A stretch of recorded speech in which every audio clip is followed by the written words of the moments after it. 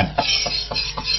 Napa to kok masjid gede jaman kewalian dianakake gamelan sekaben. Lah, kalana wong Jawa Hindu Buddha biyen iku pekarmane gamelan nggo narik atining para piyayi Jawa.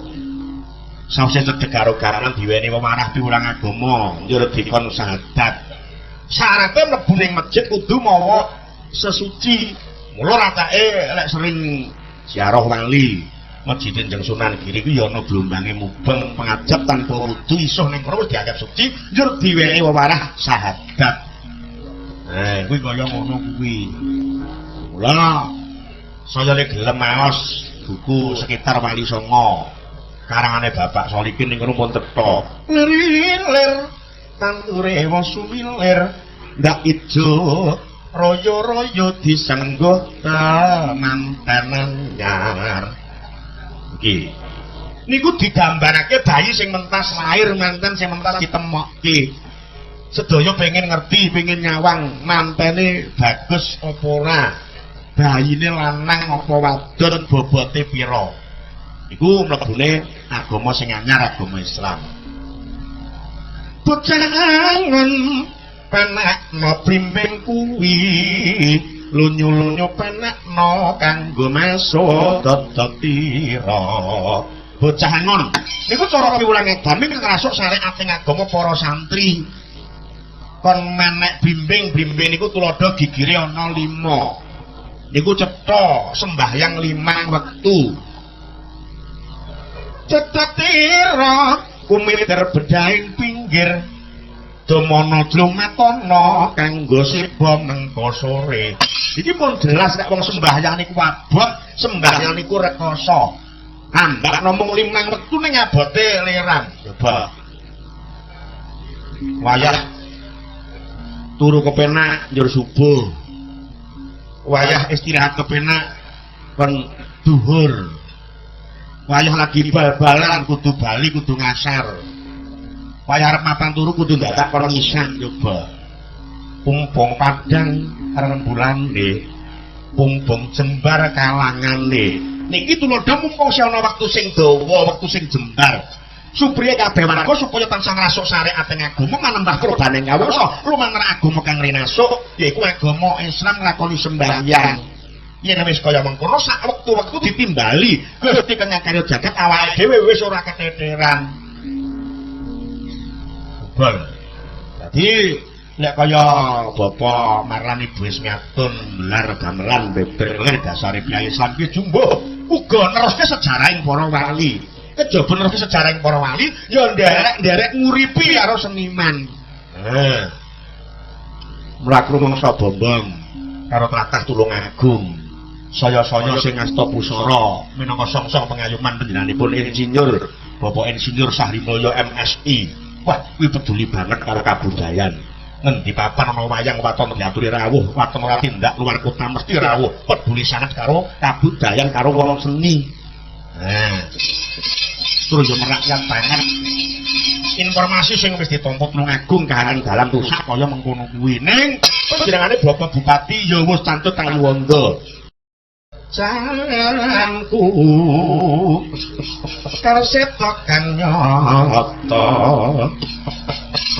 Ya kayak apa? Mengirta. Ya celingkrik roro dadi. Tanpa ulang-ulang celingkrik. Yang tinggi senengane dijujuk ngono kuwi ya. Wis ora sranten kok. Elok lho cah ini. Dadi nek pemanasan iki ndak malah kesuwen. Yo, nyata abot sarung jagung kadung tresno. Aku nyawang sindir-sindir ku saya ayem. Bareng prai sesasi iki malah padha mlenuk-mlenuk. Wanita-wanita berbunuk. Ya.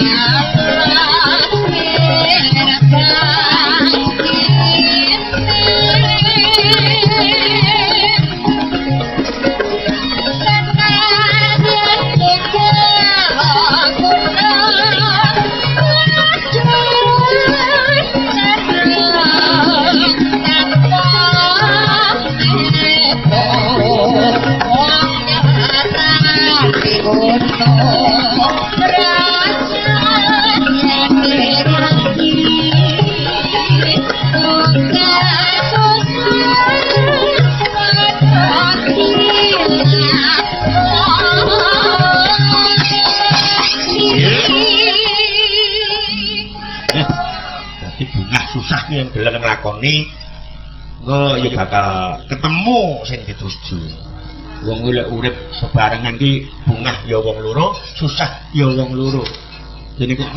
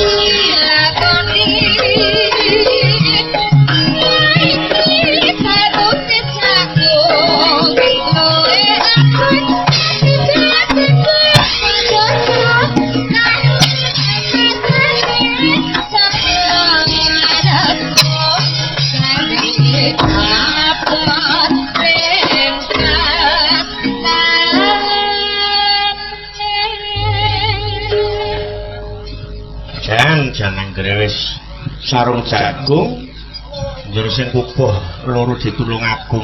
Wah, jan. Kang Lidik. Dawuh, Mas Eko.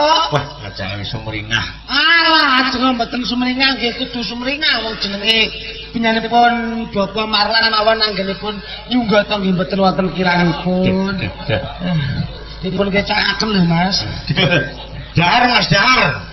Ndak rasa dicuwil langsung dulu. Udah kuwi. Ya gelem mangan ae coba. Ning jero ya dahar, ning kene ya dahar. Ngono. Senengane ndobel. Aku gumun karo Pak D sing kretep Prabu lho. Napa, Mas? Karo kicil ya sik tegak. Sembah nuwun, sembah nuwun. Dene menapa penyanipun ingkang Juruladi. Kadang-kadang ingkang caos pasunggatan daharan sembah nuwun sanget mboten wonten ingkang kirang ngampil kru panjenengan kanca-kanca campur sari. RCS. Gandeng kula wonten kontrak teng Sragen dadi mboten saged ngene griyane Mas. Nggih niku angger kula bel niku repot Mas. Ngeten Mas, niki blok semawon. Mas Heru niki jane nggih pekewuh kalih panjenengan. Aku jane Mas minta dibal karo Mas Didi karajan panggah repot kek bocah-bocah ya ora iso. Adul kene kono. Aku minta Mas, jujur mawon Mas Heru panjenengan pekewuh kalih panjenengan. Pekewuh lah abot karo leh ngarit ya Mas. Aku tak nyambut gawe sirku ngono. Lha nemu di Mas rencana niki. Nggih teng daleme Mas Heru. Oh, Mas. Kene kula gantine lak jarak tempuh ketebiyen to Mas. Ya kira pancen awakmu dulur-dulur saka campur sari iki Mas Heru CS enggak dijak jogetik besok marane mana. Marane berita. Aku percaya lek karo Mas Didi kudu bisa naik daun. Nek srawunge kok bingung wis. Lah, kula niku Pengen gojak berkarya apa? sing ngomong sapa? Lah arep gojak Kata kabur rumah, kabur. Bapak ngomong Kayak kabur rumah. Bapak ngabur rumah. Lah Lembah, Mas. gawe rese urung dadi kok iso. Ya anu BPKB ne hijet. Hijet apa wong niki cicilan bengi ra nutup basa. Oh hijet iki Sakmu begitu takane. itu jeruk nyon Mas. Ya. Entai meneh kok kang lolas aku.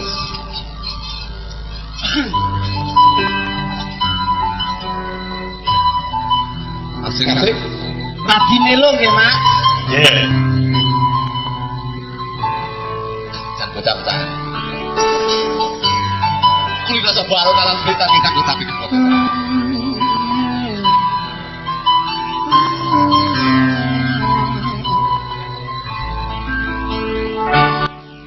Apa wis samestine aku kudu kaya ngene bebarengan karo kowe urip saben dinare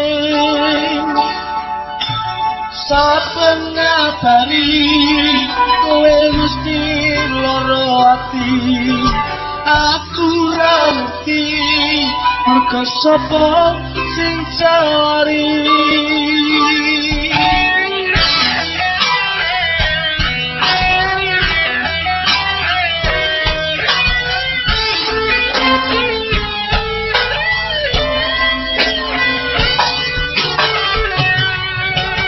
aku ngene kowe sing ana engkau aku tak kondo muga bisa pangkon saben ngabari kowe mesti lara ati aku ra ngerti mergo sapa sing cari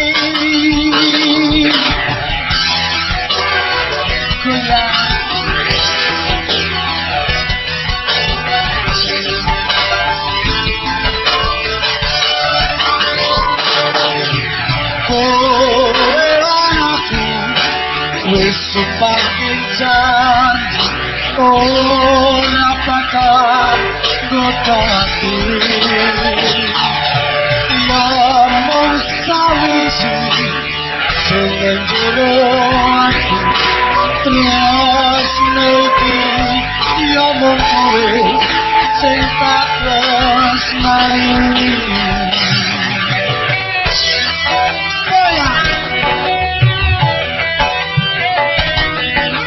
Kemarin telepon kan kasihan besar Bapak Mas Kalau Ibu Apa wis tak mestine aku kudu kaya Barengan karo kowe urip saben dinane saben hari kowe kandha yen tresno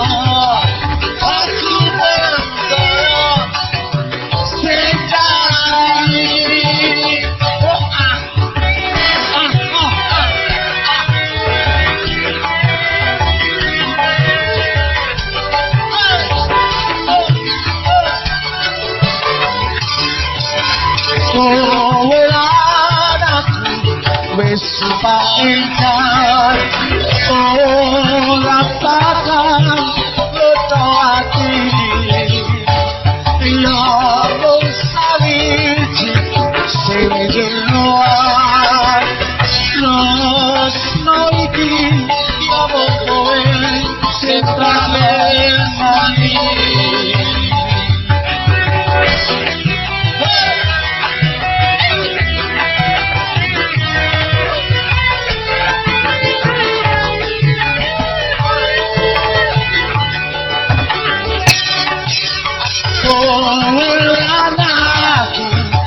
Sumpah janji ora bakal goda ati ya mung sawiji sing jeroan tresno iki ya mung kowe sing tak tresnani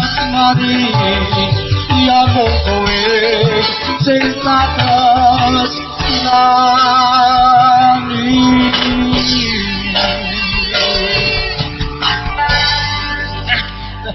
Judul lagu napa Mas? menika kanggo kowe. Kanggo kowe. Kanggo Pak Mito? Kanggo Pak Mito? Judule lagu iki kanggo kowe. Oh, mbak aku.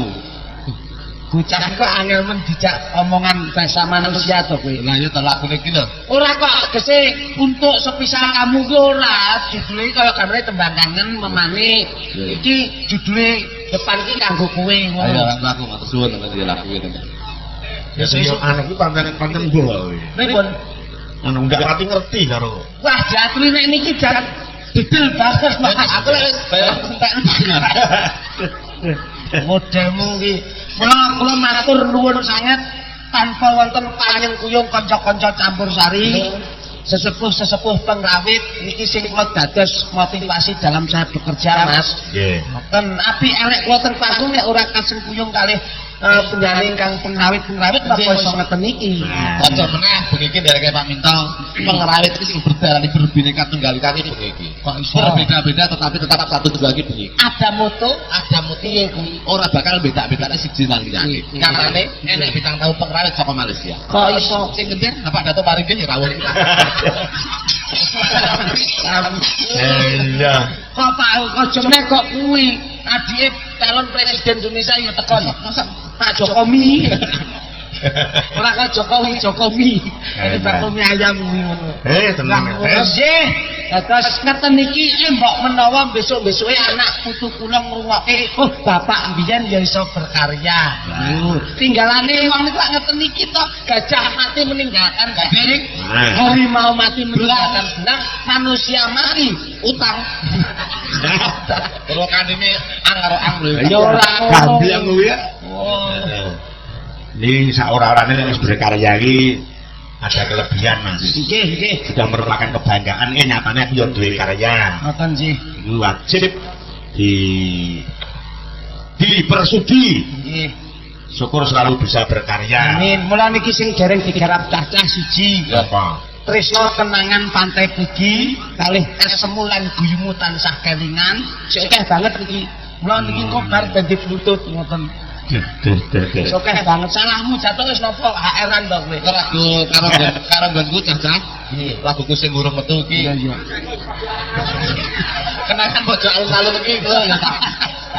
Karo sapa lah rekaman. Ya kan sing ibate pas dikan karo banci ya. Nah, bareng karo tipe kelas dhek. Ya di. Ngene penjara aku ya wis. Layak bocah ki ra iso resik modele kaya kurang rabuk. Iya. Ngaturke sing rada halus Mas. Nggih, nderek. Mumpung wektu kan nirunggan banget terus sing keparang bungon sing para sepuh. Iki sing nunggu manus keparang kundur. Iki minangani para sepuh. Ya saiki mat-matan. Utut manggung. Cek saya. Cindang nih. Mboten iki. Aku tindak senengane. Niki jare arep digarap dangdut biyen. Nggih. Kula ini nek nderekne jenengan seneng kula ngeten iki lho Mas. Terus pundi? Kula arep kaya apa anggere kok bodho pertama mesti kula selake ing dalem jenengan. Mergo mboten kok kula sawang napa-napa nih. Kula mirsani panjenenganku wahyune wonten ing ngalap berkah. Sapa ngerti panjenengan kula niki iso ketularan ngoten lho. Kula sing ketularan jenengan. Tapi weling kula Rama. Tahun ngarep bodho mungkin nek joglite dolan larang ditutup mawon. Apa? Mesti ngentekne sangu wong tahun ngarep anake telu.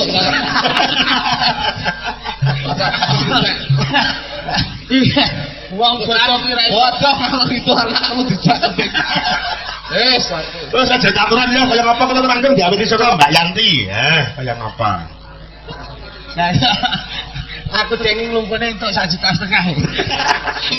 Aku tak anakku tak beli tak tekone ban mobil loro kae. Iya.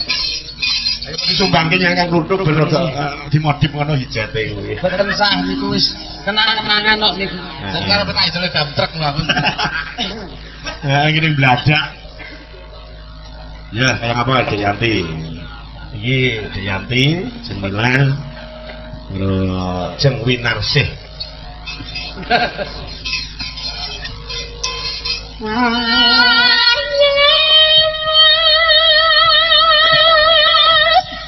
Grogi tak sawang terus grogi. Grogi. Kok nek mantuk mampir lho. Ada putih. Ora ketang sithik kenang-kenangan. Kowe aja ganggu lho. Keluar ati lho. Lama biar antuk ndas lho. panganan gitu. Mas Pitik. Kamu Mas Pedro. Aku mesuk iki bar mayang ning Kalibatur iki Ngoten nggih. kan tak siapi kamar loro niku to Mas. Nggih, nggih. Kanca-kanca kabeh ngaso niku tak kon Sare istirahat ning kono. Wah. Bareng sing ngaso widodo karo Astri. Pripun? Oh, sampean kudune mampir ning dira kula. Lan apa? Turu lho cah loro untel-untelan. Aja turune widodo gilani. Lah kok Dasteran nek dastere gedhi. Ora cilik. Lah iki lho wong Lah nek wong wedok wong ki nek sare nek turu. Lah ora kontrol to. Jelas. Turu ki iso ditata. Arepe mengkurep arep miring arep rumah lah ora. Oh, wis turu, ndak sadar. Ora krasa. Dek iki nggih daster gegeder. nah Delalah. Karepene ya karo nggih kemul kira-kira. Lah kok sikile iki ditekuk ngene terus dastere dilumpukne rene. Lah iki lak ngene to. Lah sing tengah otomatis lak mlawah. Lho ngono kuwi lho tak omongi. Jebul ki wong wedok iki brahe ora njaba tok. Masa? Jero barang dibraeni. Masa? Atok iki enek rendane. Nang kuwi sik diwehi pita lho. Kuwi terus sing arep ndelok sapa. Sing arep ndelok ki sapa ngono. Loh, wis suatu kreativitas. Nggih. Nek pas digawe pita iki mbok menawa sing kakung ki pengen sing kreatif, nyepote sosok kadang ya nggih sikil bareng. iya Nek ngono kuwi kebanggaan kok Mas pripun? kebanggaan Nggih. nek katok enek rendane nek kitane yo Nah, kebanggaan mula niku. Lah kluthuk niku karepe ya melu-melu. heeh Karepe bocah sakniki nek nggawe kathok pensil niku lak rada mlotro bokonge. Gitu. Terus dirangkepi boxer. heeh Niki tuku kathok pensil dirangkepi boxer. nah Delah Kaya apik to? tanggapan pensil nek nyepet nek ora nggawe kresek ra iso nika. ya Bentuknya aku dulunya. Iki dicepet lak iki rada cepet ngeten gak Iya. ada. Boxere ketok. Lah kok pas gen bokong iki gudi tulisane Doraemon. Lah kaya pas wali sing tak gawe kantokmu kok. Lanjut, Mbak. Ati, ya guyu tak apa gitu. Iki kok galak men to. Kok mana? senengane gawe katok jin barange sing gen dhuwur bokong rada cekak-cekak karo Mas Yudi Nggih kok. yo nek kulite iki resik bareng rada ning isor iki kuwi lha kok kuwadasem karo ya enak Saniki oke kok BMW. Bodi mengalahkan wajah, rupane rasane bodine apik oke saiki. ya betul ya Dek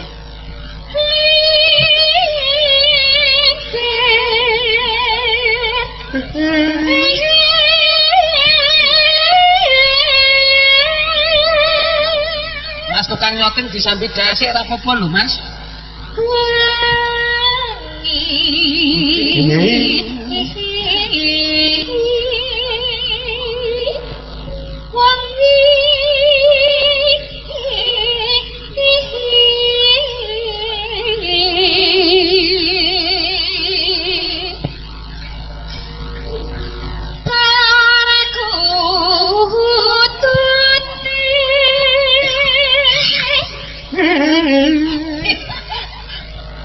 Ukone ceblok. Iki mbok aja nggodha nek mameng asal kene. Lah gak Kuwi jane cangkem kesaringan kowe. Mbak, kok aku lungguh. iso. Gila. Weh, Mbak Ti. Kuwi kan ngombe kuwi lho, aja ganggu konsentrasine Mbak Waryanti kowe. Nih, saiki apa? Ngombe banyu kuwi lho. Untung saya ketemu ya, Met. Nah, ndak ora konsen Mas Nutuk.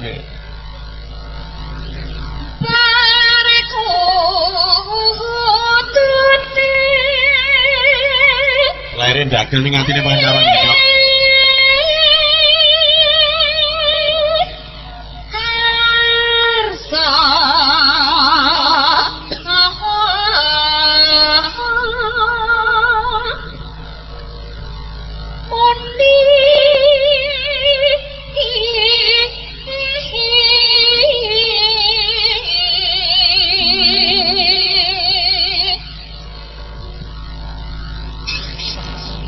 Neng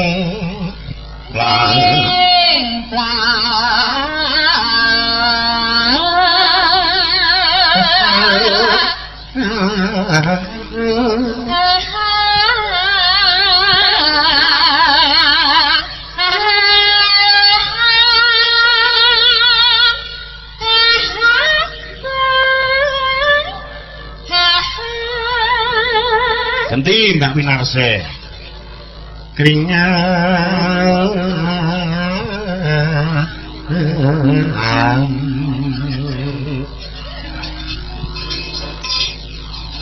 Ya.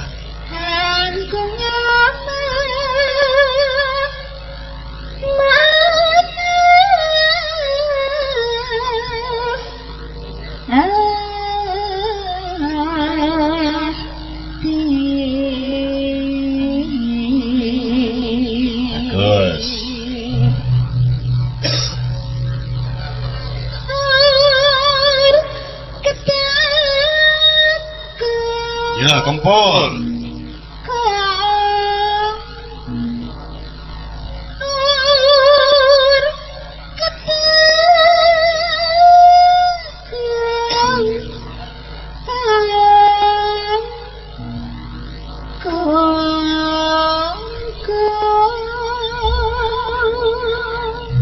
Bagus. Mbak Nila. Monggo, monggo.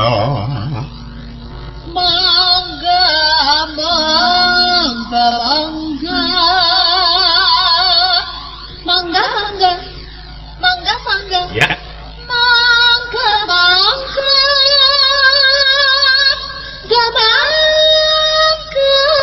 mangga,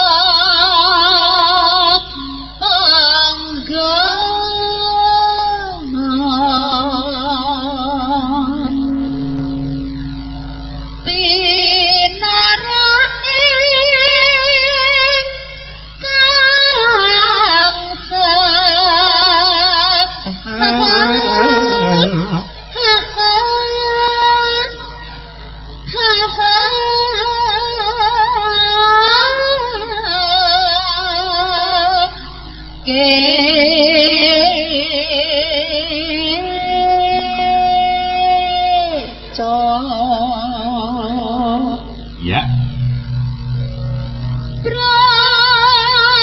Mitra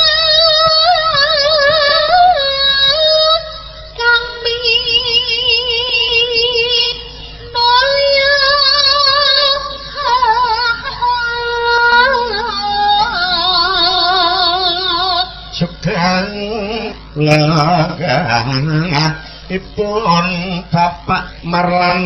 Ya.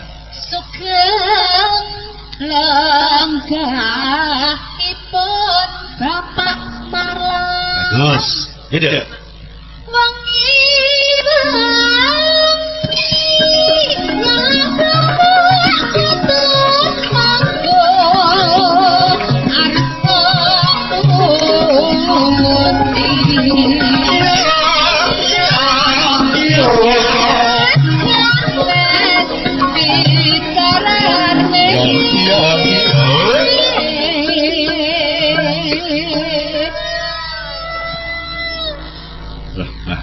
Wah.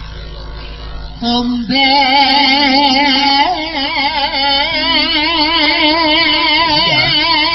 Itu karmane Mas Lutek kok. Mboten rama kula sak menika nggih. Alhamdulillah sak samunipun panjenengan paring pangandikan, paringi wecang dumateng kula sak menika kula sampun nyuda rama. Nyuda. Nggih, nyuda nek kancane pun entekne saniki. Ora nganu. Wong niki men ngrokok men pun mboten seneng kok. Mergo rokoke niku cape angel. Napa, Mas? Cap doki. Apa kowe? Mungkin nek kancane doki jajal sitok. Doki sitok. Paling termasuk aku ndrumis. Niki nek pundutan sangka ingkang kagungan kersa lumamarasan es Bu Ismiatun. Ngersake panjenengan dipun suwun Bambang Cakil. Jan. Niki sing arep tak toke yo nggih kenang-kenangan mumpung digama gambare dirah niki. Nggih. Mboten apa-apa, ya seniman niku.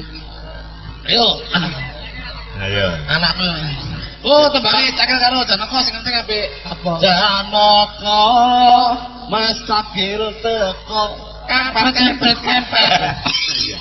Yo kaya apa diadan-adani.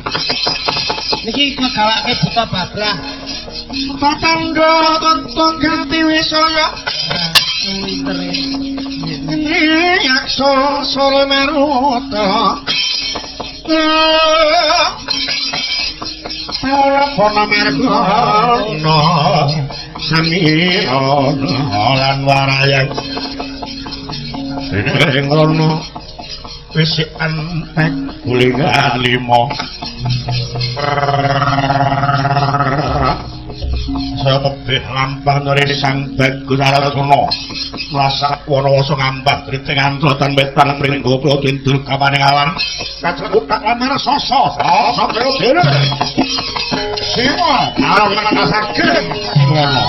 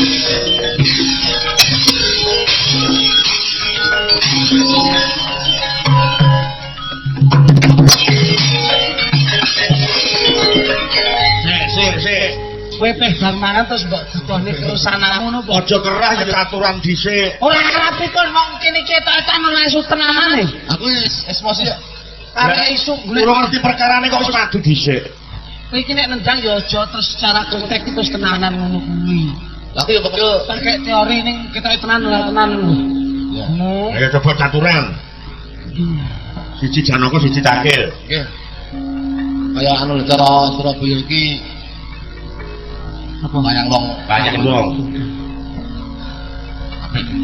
Mas pipan dulu Mas Duduk jadi Janaka sing apik ya caturan sing apik aja sampai ngisi-ngisi leleke Pak Minto tanggal 10 aja nanti Pak Mintone kowe ngatasi isine mung Pak Minto isim-isimku iya bojone dijak iki kapan iki lak caturan iki aku tampang kok jan arep ngirang ngene bocah omong-omongane bareng mbok sembur luar kadang abot ora wis karek isu-isuane aturan ora terus mandek satu aku ngaku iso pecen apa tak omongan ki ngomong ya cepet-cepet Mas. Oh iya. Terus. Mandek Gus. Kita cakil coba kalau ditarik ini. Lah jare mbok kon kalem. Yo, yang biasa. Aku serah latap kocreng lah terus. Aku kok sampe jenengmu titip papat. Tolong Gus. Gabungake aku Satria Madukara Raden Carok. Sos. Caroko. Ya aku sakit lah. Gus. Apa sejolan karep Gus? Bakal ngetoke kedeping netra Jemang Kang Suku. Ora wedi Gus. Jane yang wedi kamu kudu wani ya. Ora wedi saberkatane para prajurit Gus. Saberkatane para prajurit ing buta menawa mengko bakal tak atasi. Larang apa Gus? Larang apa Gus? Kaya kaya ya iki wayang kaya ngono. Ora gas puto pating kekelen Gus. Gas buta ora enek sing enek dadi sopat. Gas buta. Ya, menawa gas buta mengko rambute ngrimpet anane sukuku bakal tak iris karo piandra. Kuwi piandra Gus. Apa Gus? Silet. Lah, Ulang geni. Lah seru takok. Ya tatae piandra. Apa piandra Gus? Kai pulang iki. Weh, nah keras Gus. Kaci dhuwur Gus. Kaci duran cancik Gunung Mulur. Gunung Meru. Iya, Mahameru. Weh, nah. Sahabat ki. Kudu sing nepet. Kamu tuh sumpil pandang Gus. Kentok iki kowe.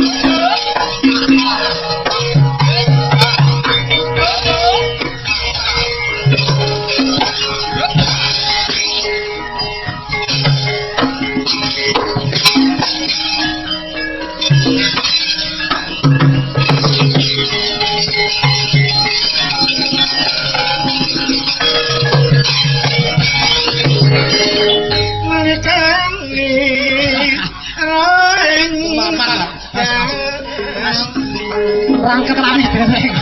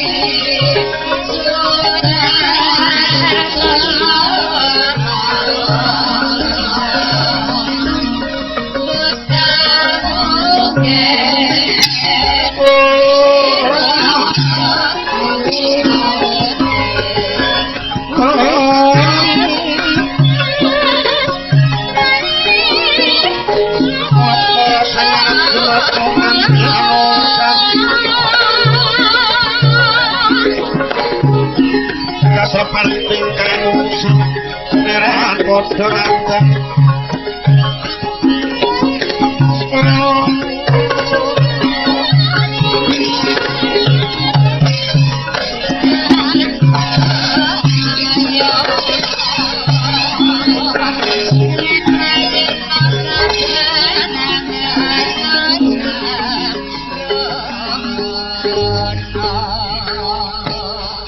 tetep idem perbawan ing ratri satara wis menjerkan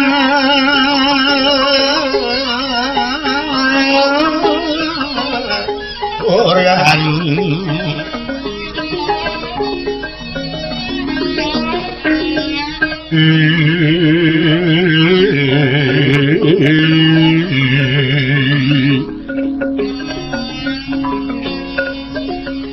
tangku jiwa memanis menggep sinatang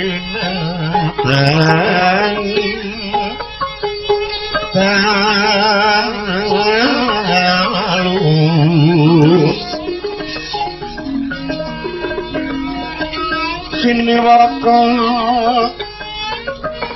sangga protasi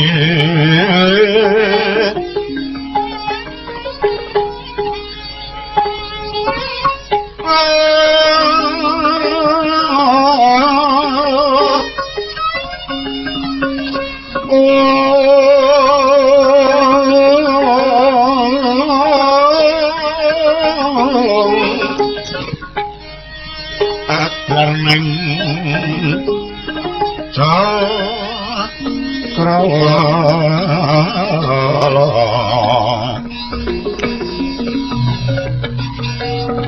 minulat lengot prambene baksakan